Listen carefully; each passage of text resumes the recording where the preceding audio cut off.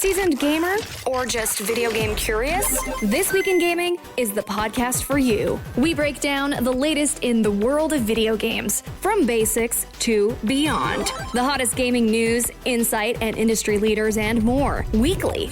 Join me, Naomi Kyle, and stay ahead of the game with all the latest updates, even if you're a total newbie. Stream This Week in Gaming on the free iHeartRadio app or wherever you get your podcasts.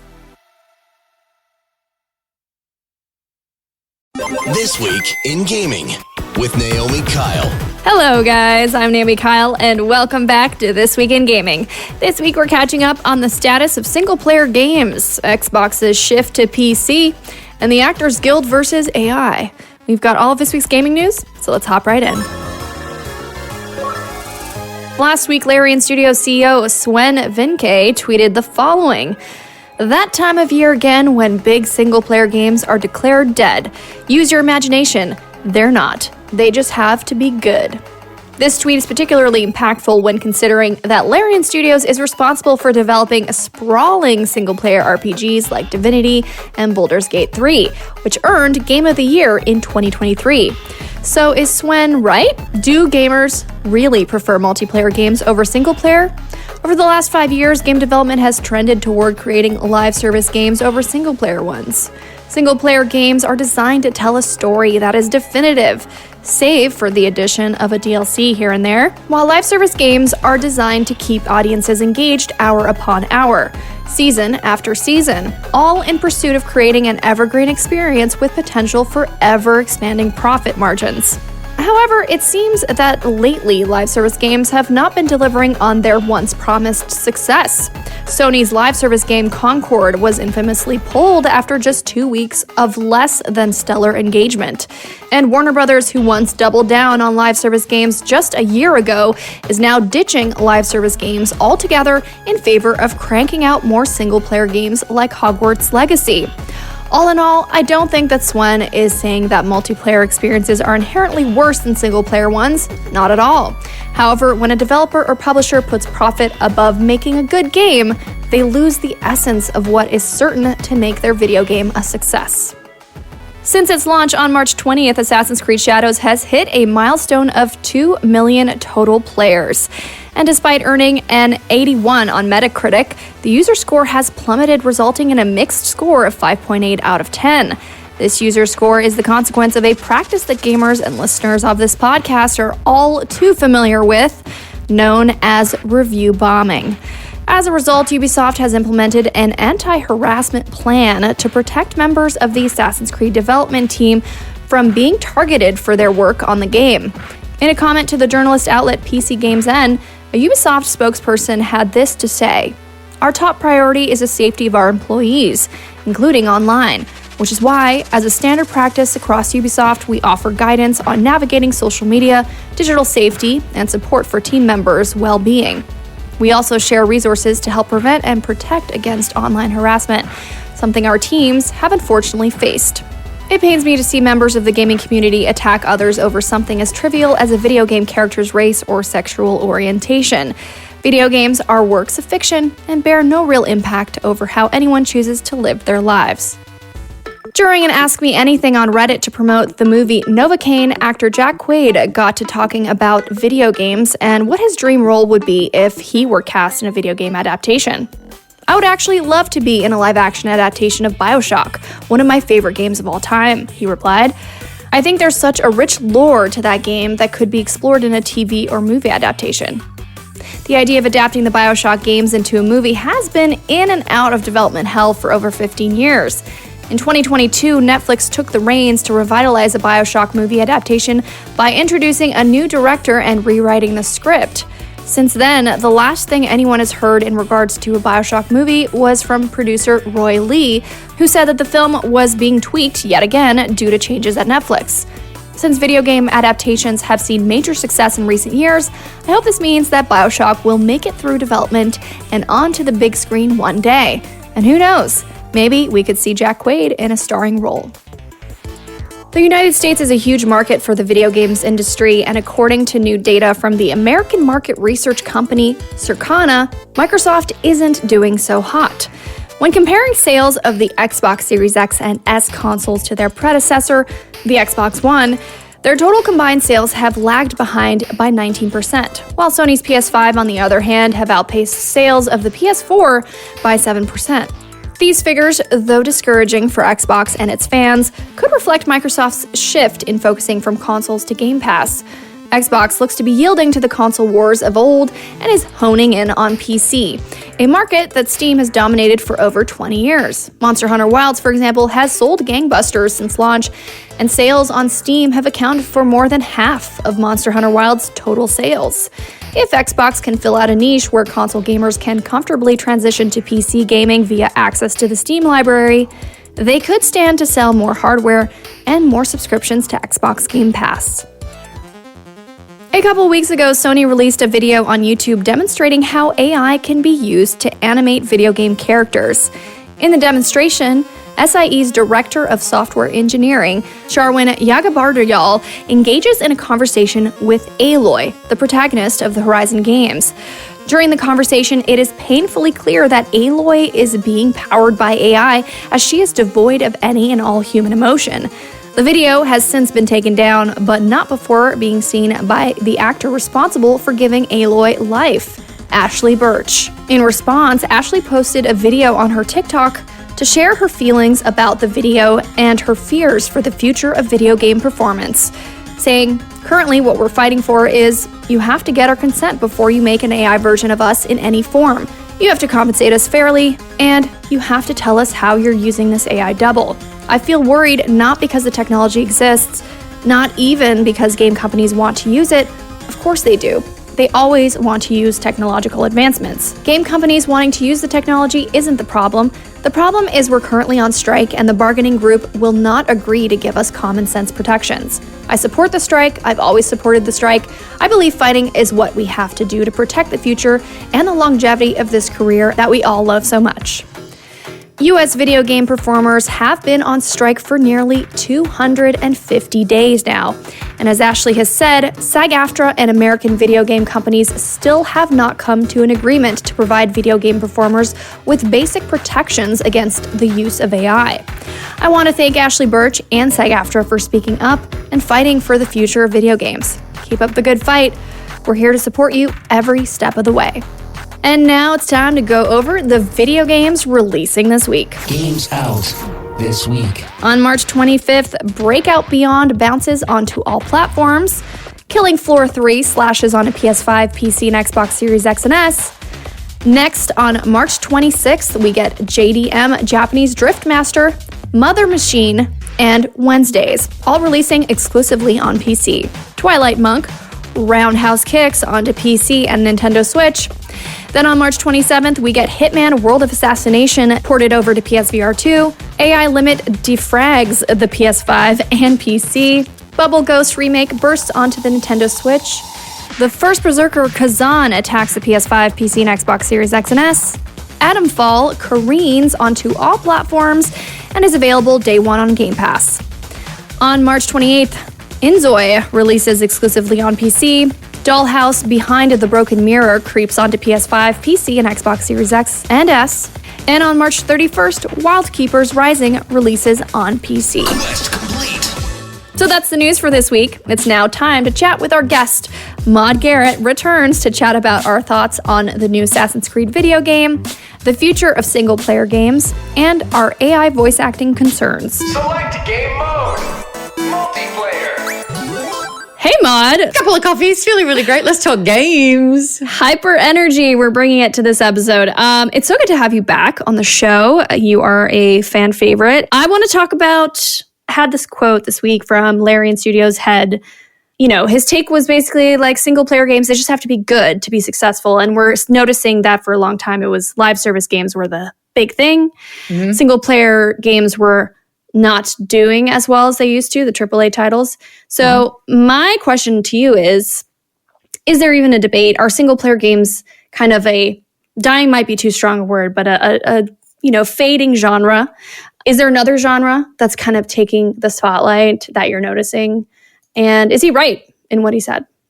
I feel like gaming has constantly been evolving over the years. I mean, we used to do coin slot arcades where you got 3 lives and that was it. And so once your game was done, you had to pay it again. So how games make money has definitely evolved. The single player game was always you pay up front an amount, and that's between sort of like $40, $80. That would always change as well. And then you get the game, and it's up to you how long you play it and how you want to play that game. Then obviously microtransactions came into play and has been a huge part of this, where it's like, you know what, we'll give you the game for free, and once you're hooked, you're going to want to put money into that game because your experience in it has been so great. You got it for free, so we've earned your loyalty, and now you'll pay because we're going to put hurdles up or microtransactions in there where it benefits both of us. And I will say that there are some games where it's like Pokemon Go is a great example with microtransactions. I would have paid $5 to play that app. I paid nothing. Right. I've given hundreds of dollars to that goddamn thing because the remote passes, they have upped that price knowing that to get the most out of the game, you're going to have to pay to get those happening. So, and I'm a little bit resentful about that now. And I'm like, I've got to stop this game because, you know, it's getting way more out of me than what I'm getting out of it. So I don't think it's unfair to say that the landscape has changed. Does single player games, is it a dying genre? I hope not, because everyone plays games in a different way and a different capacity. There are people that want to just do a nice single player campaign where they're not playing with anyone else, where microtransactions aren't a thing, where they're happy to pay $50 for a game, knowing that they're going to play it for about 50 hours, and that's enough. Mm-hmm. I will also argue that the single player games changed when DLC became available. Yeah. Because it's like you bought the game up front, but then you can keep making payments to expand the game that you've already bought. So it was another way, for people for the gaming studios to make money. Where is it going to continue to go? Look, I'm not entirely sure. I do think that I partake in both. I still buy single player campaign games. I just bought the latest. Well, I didn't. My brother got it for me for my birthday, but the latest Zelda game where you actually play as Zelda, and I'm excited to play that. But I'm also playing Marvel Rivals, which is a free online game. And if I want to buy skins for it, I can. Do I? Absolutely not. That's not a way to entice me. I don't care about that. Yeah. Right. I've never cared about aesthetics within video games enough to spend a single cent. No. Good for you. That's my way of fighting back. But yeah, is there a genre that deserves more attention? I am always going to just nourish my nostalgia when it comes to couch co-op. Oh, yeah. There's so few games where it's like everything's online now that it's such an isolating experience in the home. Mm-hmm. I think the only game really out in the last few years that has been successful as a local couch co-op is Overcooked. Those sorts of games. Yeah. And I've played that to death because I want to socialize with people in person and play video games. Mario Party, I never recommend that because you're going to hate them afterwards. Actually, Overcooked you are as well. Too. I was going to say Overcooked is definitely one of those games that contests a relationship. But yeah, you're talking about co-op, a resurgence recently. Split Fiction is a huge hit and is in that co-op genre. I just got it. That. You just got the game? Yes. Great. I got gifted it because I was talking about how excited I was at the concept of playing it. So now I have it and I'm ready to play. I love that. Is that local? Is that couch co-op though? Couch co-op, yeah. I mean, you can gift the game to someone and then be able to connect with your friend remotely. But the idea is completely couch co-op. And I've been having little girlfriend dates to finish through the game, and we're about a third of the game left. And it's so great. It's just, it's like you said, I think there's something special about that. I love that it's getting more attention, and I hope that more games like that come out. But speaking of single-player games and the genre, Assassin's Creed Shadows is here finally. Such a controversial game, very important game for Ubisoft to see how it does. So far, what are you getting a sense of from the fan reactions? Are you going to play it? I've been there. What was it, 2009 was when the first game came out, and I was obsessed with it. That was on Xbox. I have basically bought every iteration since. I will say Odyssey was the last game that I poured into. Okay. And I still didn't finish it. And when I say poured into, I would have played 18 hours before I got burnout. I think Assassin's Creed really suffers from trying to get 80 hours of gameplay at the cost of quality of game. Yeah.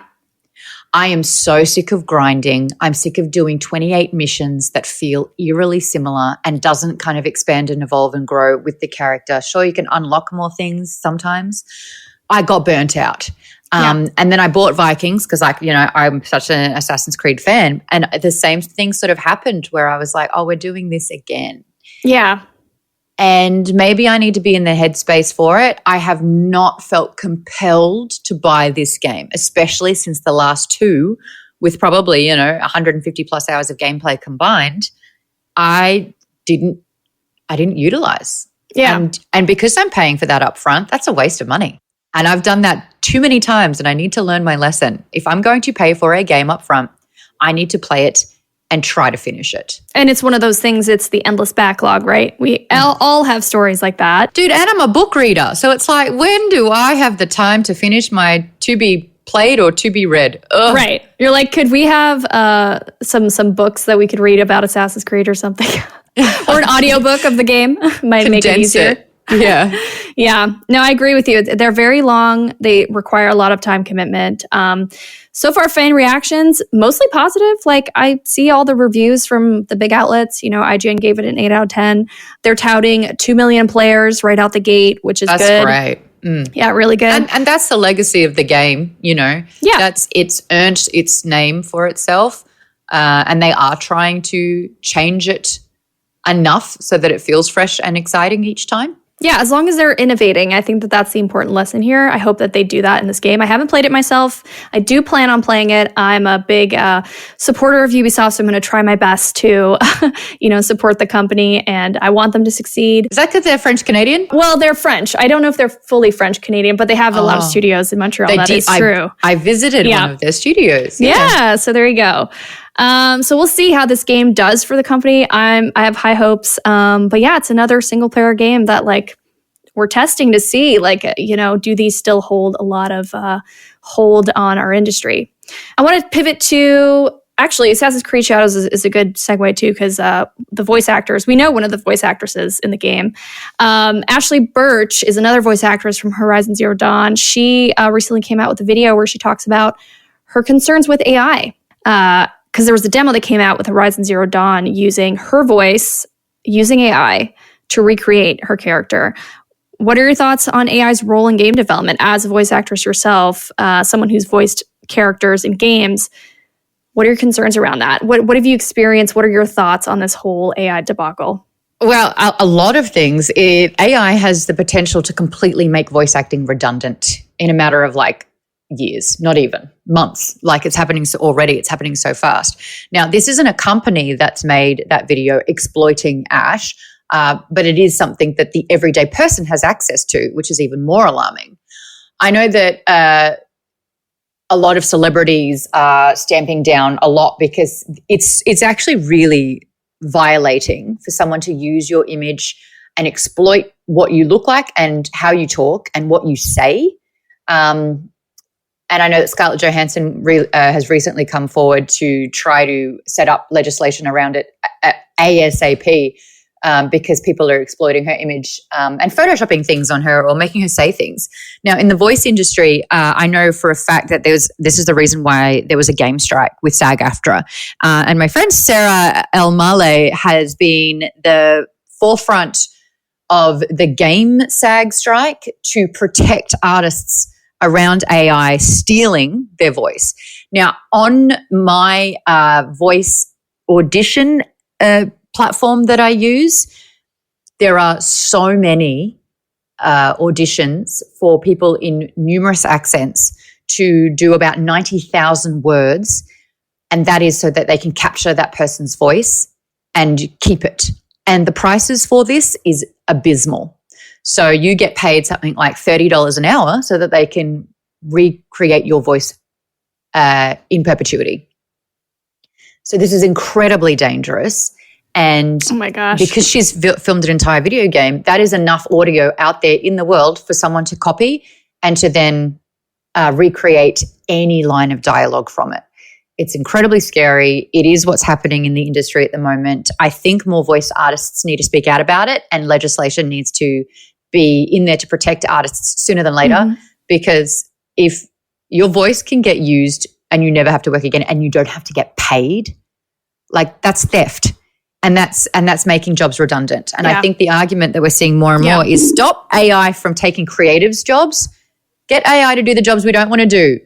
Yeah. Get a toilet cleaning AI already. That would be great. We need to protect creators big time. Yeah, we really do. Shout out to Ashly Burch for speaking out against this. I think it's highly dangerous. I think, like you said, more protections need to be put in place ASAP. I'm glad we're fighting for that, and I'm just hopeful that we'll get to a point where we don't have to have these discussions anymore. Because what's going to happen is that every piece of content will need to go through an authentication process.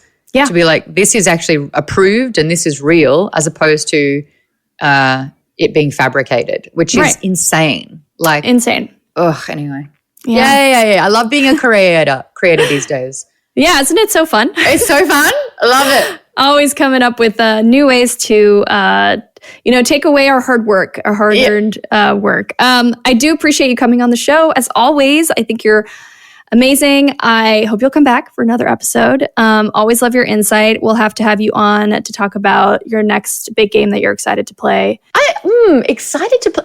I'm into cozy games at the moment. I want to switch off from my life and I want to start flirting with my fellow farmers. I love it. Well, enjoy that. I hope you have a great rest of your week, and thank you as always. Thanks, Names. Yeah, have a good one. Maude Garrett is a TV host and creator of Maude's Book Club. You can follow her on Twitter at Maude Garrett. Flawless victory! Continue! And that's This Week in Gaming. I'm your host, Naomi Kyle, and I had the best time this week bringing you all the latest in games. Thank you so much for listening. Shout out to my co-writer, Josh Seaman. And let me know what you're playing and what you think of these stories by tagging me at Naomi Kyle on social anytime. From all of us here at This Week in Gaming, we wish you a fun-filled week. See you same time next week. Thanks for listening. This Week in Gaming is an iHeartRadio Canada podcast. Subscribe to this podcast on iHeartRadio or wherever you get your podcasts. Download the iHeartRadio app for more podcasts just like these. Seasoned gamer or just video game curious? This Week in Gaming is the podcast for you. We break down the latest in the world of video games, from basics to beyond. The hottest gaming news, insight, and industry leaders and more, weekly. Join me, Naomi Kyle, and stay ahead of the game with all the latest updates, even if you're a total newbie. Stream This Week in Gaming on the free iHeartRadio app or wherever you get your podcasts.